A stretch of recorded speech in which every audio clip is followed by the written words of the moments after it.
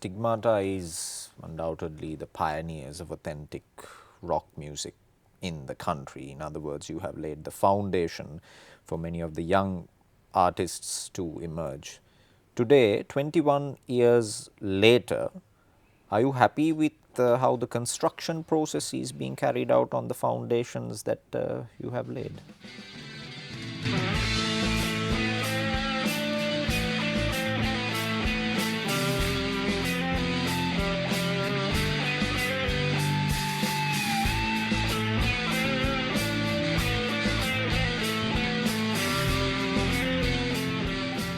Back then, you want to figure out a song, Machang, what we would do is we have to get those TDK tapes, put that TDK tape in, rewind, listen to that part.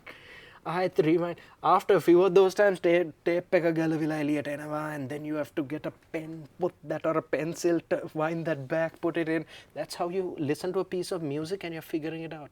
Because it's a luxury. We could get a VHS tape of a band playing a music video or a concert, and you're like, oh, so that's what he's playing there. Today, I see a lot of guys, much to my knowledge, there are at least 70 or 80 rock and metal bands island-wide today.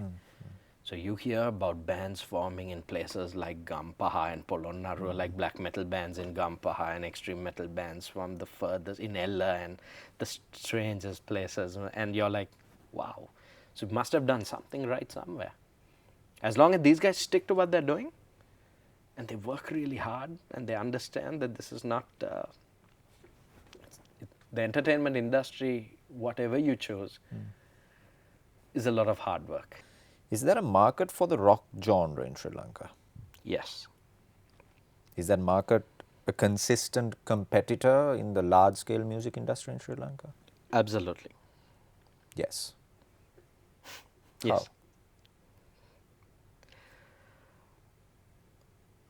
The greatest testament to that is that we've lasted 21 years. And in that 21 years, we've not been like a conventional band out there to keep signed up by a big label and to tour the world and, you know, to do the whole rigmarole of the Grammy Awards and yada da da da. We've survived and sustained ourselves primarily in playing for loyal audiences in this country. And in 21 years, we have built 3 generations of fans. There are many global feats Stigmata has achieved over the years, and some never made it to the headlines and nor garnered the attention of many, as to why we will discuss later on. But one of those memorable unheard moments was when Ian Wright of the Discovery Channel came to Sri Lanka, and Stigmata gave him a tour around the country. Please explain, how did this happen? So what happened is that Ian Wright first came to Sri Lanka to shoot key cultural destinations. And he was covering beaches and covering places like Sigiriya, the Cultural Triangle, etc. And while he was here, one person in his crew happened to have his laptop open playing some music, and it happened to be our music.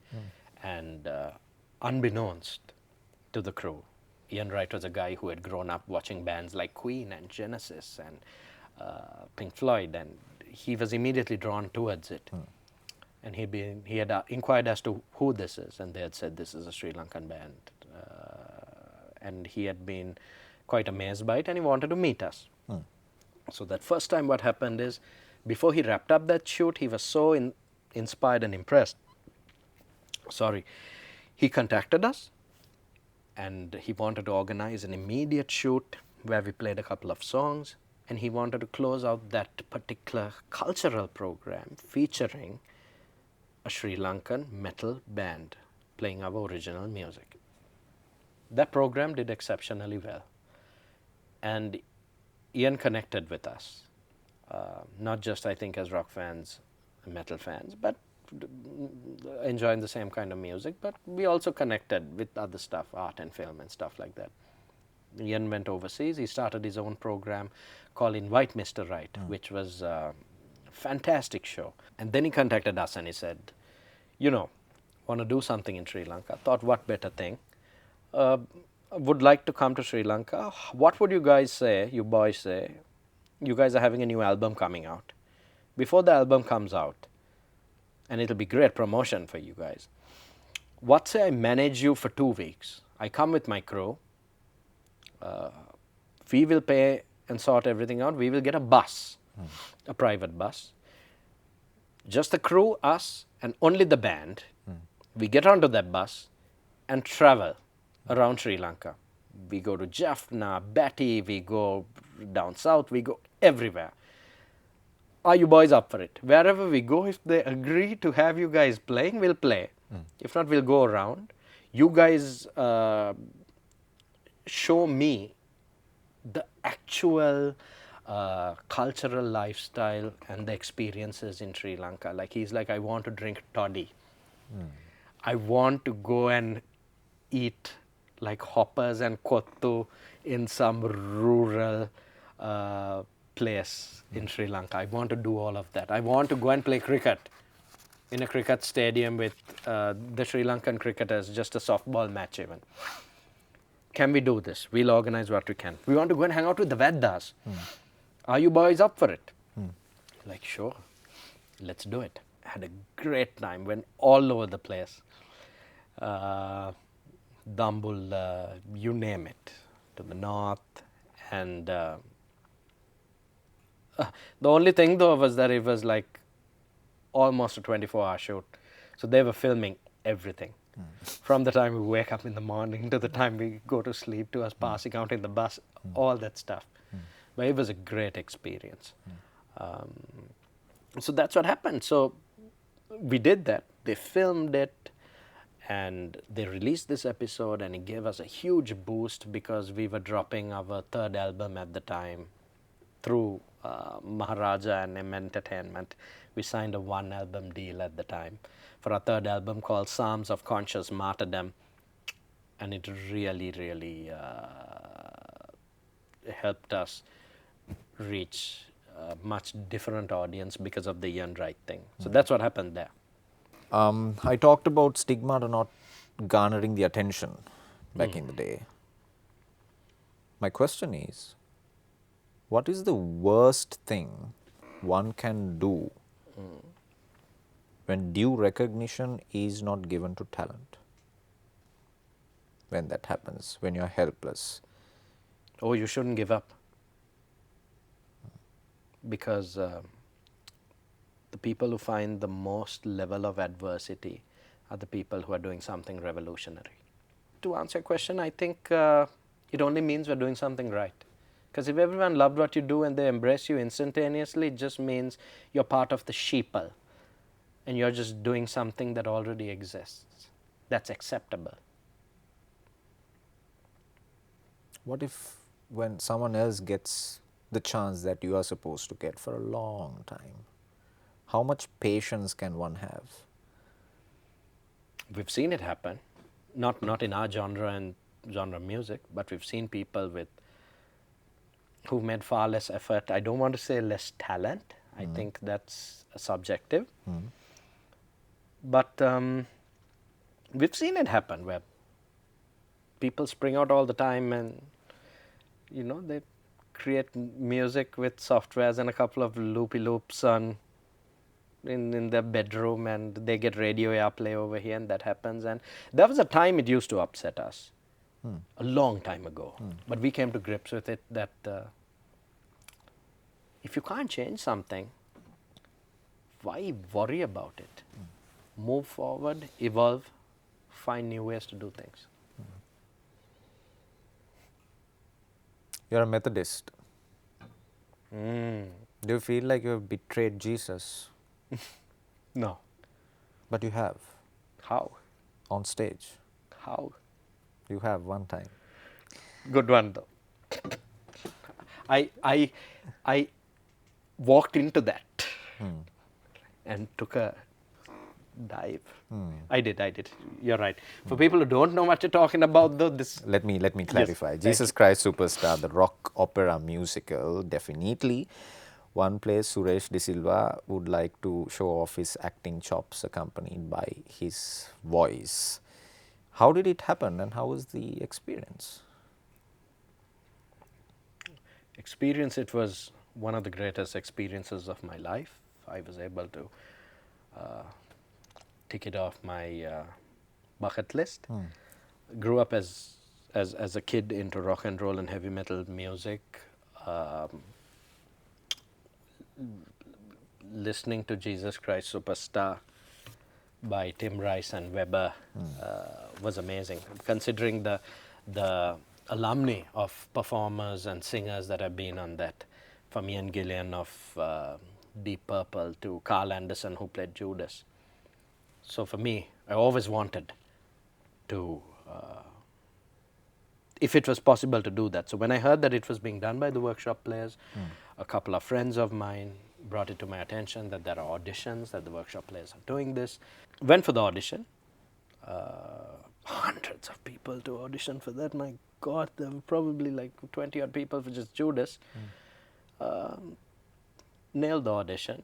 Myself and Block played Judas. What song did you perform? Oh, it was Heaven on Their Minds. Always had to be Heaven on Their Minds. And it was Rehan and Cece who got to play Jesus. So it was amazing experience. It was a life-changing experience for me to work at that level with so many amazing artists, and the cast was brilliant. The production was amazing. For me, it was mind-blowing. It still renders me speechless. I loved it. It was a dream role, man. What is the most moving thing that someone has told you about your acting? Probably that it inspired them to want to act or sing. Either. That it really made them think that, okay, even if my parents and my family and friends don't believe in me, I'm going to do this. Because when I do this, I'm going to be able to say one day, I watched Jesus Christ Superstar. That's a great compliment. It's a great compliment. Book or song? You can't have one without the other. Have to choose one. Song. De Silva or Stigmata? You can think of this as in any context you want and give me an answer. I would accept Stigmata. it. Okay. First concert or the last concert? Last concert. First song or the last song? Last song. That's how bad we were when we started, man. These are easy. Okay. Right. I will tell you one word. All right. Tell me the first thing that comes to your mind. Tennyson, Napoleon. Immortal. Jerome De Silva. Legend. Jehan Aloysius. Iconic.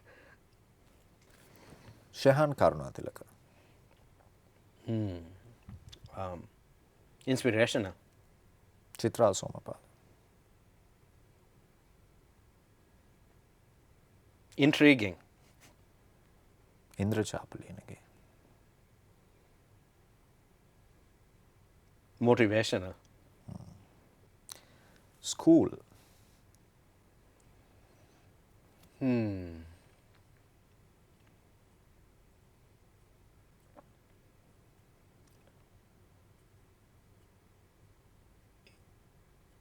Indoctrinating.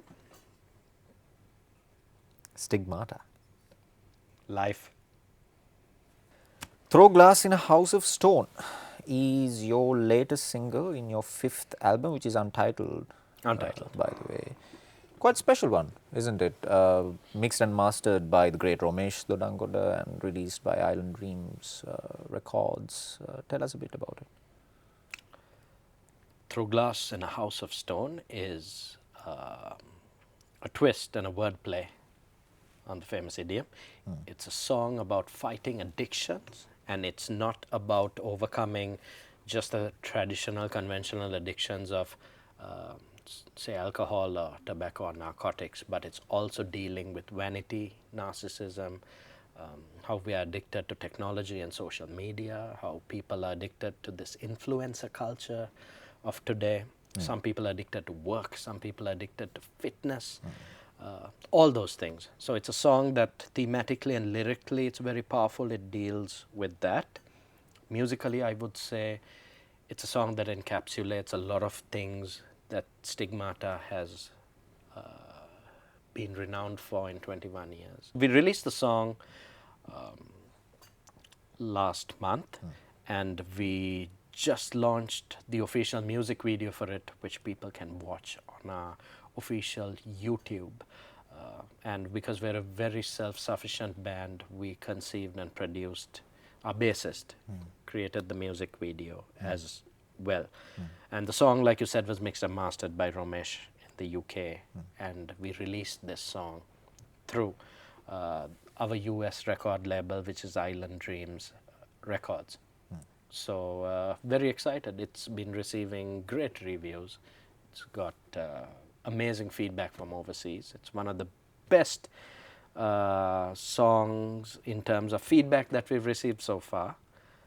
So we're excited, and we hope that it would become one of those songs that is going to be a staple, not just for us, but I think a part of Sri Lankan culture as well. When anyone is asked, okay, Western music industry, name 3 songs, hopefully this will be one of those. Forming the band amidst so much hate at such a young age, and your first performance being to a crowd of 5 people and being viewed as misfits in the society, you've come a long way. 25,000, 40,000. Those are not mere random numbers. Those are the numbers of people that you had in New Delhi and Dhaka respectively. Looking back at those 23 years to be exact, you started in 1998. Today, in this dark room, what do you honestly feel? I feel like we've come a long way. I feel like we've done something right. I think in many ways, despite all our accomplishments, we still feel a bit like those misfits. And I'll tell you what, I think that's very important, because as long as you never lose sight of who you were, you will not lose track of who you are today or who you aspire to be in the future. I wouldn't change a thing. But it's good to be those misfits and those mutants once in a while that people view with a little bit of awe or a little bit of caution, because it means you're still shocking people, you're surprising people, you're standing out, and the only difference is that we've become highly respected misfits, from a bunch of misfits who had no idea what we were doing to where we are today. So I'd say the journey has been pretty poignant. And like I said, I wouldn't change a thing. I'm quite proud of us. Mr. Suresh De Silva, thank you so much for coming for a chat this evening. We commend you and your fellow band members for the service that you have rendered to this country. You have been nothing but great ambassadors representing Sri Lanka on a global scale. And we as a responsible media institution will make sure that your immense contribution towards creating original Western music in this country will never go unnoticed. Thank you. That means a lot to us. This entire interview was worth just hearing you say that, man. Thank you. It's my pleasure. And as the show comes to a close, I would like to listen to a bit more from Eternal Dark Requiem. Knowledge crowned them. those forbidden fruits now rotting and overflowing with worms. Was it not said that in the kingdom of rotting fruit the worm is king? Well, this worm was knowledge, unbridled, raw, uncensored, unfiltered, and an entity too ancient and too vast for even the accumulated network of the four of their brains to fathom its omniscience. Pain was a constant, an absolute in every universe, an advocate to chaos and entropy.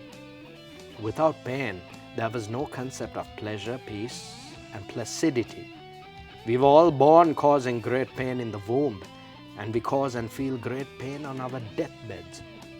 Pain reminds us that even in fiction and reality, that a common denominator reigns in us all, to gently or savagely remind us that we are all flawed and prone to be puppets on some great unseen master's string.